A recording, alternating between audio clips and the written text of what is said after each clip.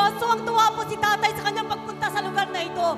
Parating pa lang po niya sa lugar na ito, ay nakalakad na po siya, umalis na po siya sa wheelchair na yan. Hallelujah! At ilinsunod po kay tatay lingkod ng Diyos, sabi po niya, 3 months na daw po siyang lumpo. 11 years na prostate at purihin ng Panginoon. Kanina po, bigla po siyang tumayo at tumatakbo po sa lugar na ito. Tanda na pinagaling po siya ng ating Diyos na buhay.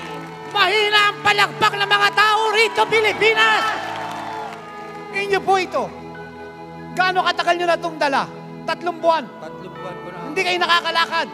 May walker pa ako sa bahay. Ganito po ako lumakad. Gano'n lang po kayo lumakad sa bahay. Lulakad. Takbo. May tao ba rito? Balik!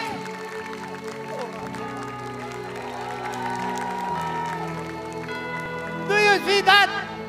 Pilipinas! Talo na naman si Satanas sa oras ng himala! Do you see that? Tatay, Thank you, Lord. gaano po kayo kasaya? Hindi ko mapaliwanag. Isa pa pong sigaw tatay ng malakas, sabihin niyo po sa buong Pilipinas, buong mundo.